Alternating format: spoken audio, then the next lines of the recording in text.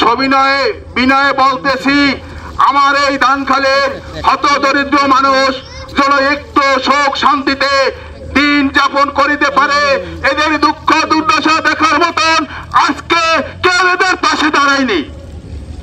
বিগত সরকার এসেছে, বিগত সমাজসেবক এসেছে, কিন্তু আজকে এই ভেরিবারটা আজও ভরিত হয়নি, কিন্তু দুর্দশার কোনো শেষ নেই।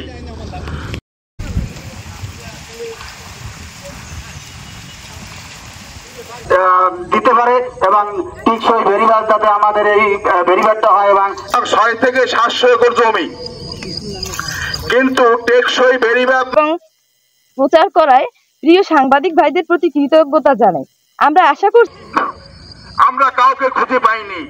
এর আগে বিভিন্ন দপ্তরে বিভিন্ন ফসলের জমি বিয়ের জরিপের মালিকানা রেকর্ড হয়েছে। এছাড়া কিছু পরিবার খাস জমিতে ওই পানিটা যে সময় ওঠে ওই সময় যে আমাদের যে চলাচলের যে প্রধান রাস্তাটা ওইটা তলিয়ে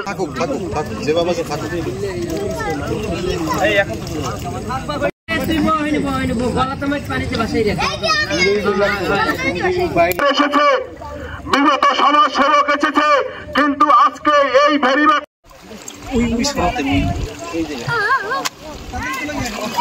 আমাদের বাড়ি ঘর পানিতে তলিয়েছিল।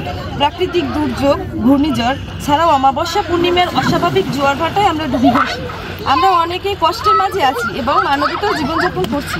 একই সাথে জলবায়ু পরিবর্তনের প্রভাবে প্রতি বছর জোয়ারের পানিতে উচ্চতা বৃদ্ধি পাচ্ছে। আপনাদের মনে প্রশ্ন আসতে পারে, আমরা কেন ভেলায় বেশি সংবাদ সম্মেলন করছি? যখন আমাদের এলাকায় জোয়ারের পানি প্রবেশ করে তখন নৌকা বা ভেলা ছাড়া আমাদের চলাচল অসম্ভব হয়ে পড়ে। এই মুহূর্তে আমাদের বাড়ি ঘর, রাস্তাঘাট, স্কুল সব জোয়ারের পানিতে তলিয়ে আছে। তাই আমরা কলাগাছের ভেলায় বেশি এই সংবাদ সম্মেলন করছি।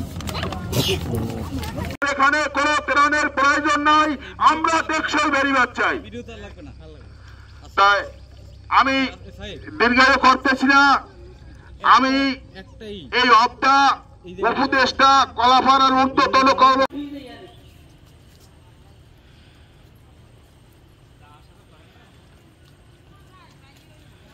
শুভেচ্ছা জ্ঞাপন করতেছি। আর অত্র এলাকার যারা মা বোন এই কষ্টে সামিল হয়েছেন, আপনাদের ঋণ কখনো শোধ করা যাবে না। আমি আপনাদের প্রতি সালাম দিলাম। আসসালাম।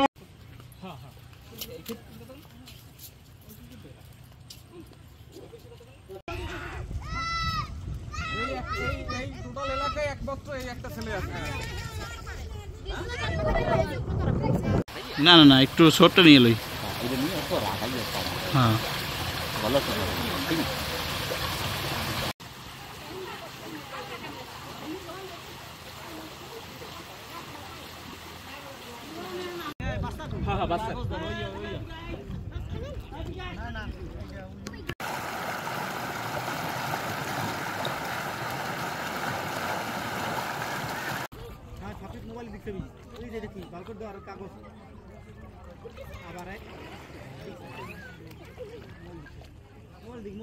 বয়সে খেলাধুলা রেখে তারা তাদের অধিকার আদায়ের জন্য এই কলার ভেলায় পানির ভিতরে নামে গেছে।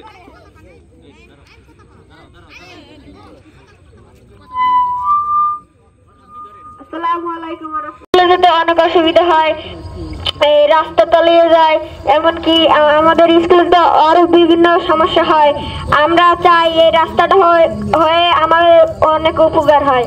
আমরা এই রাস্তাটা হলে আমাদের অনেক উপকার হয়, আমি এটাই বলতে চাই।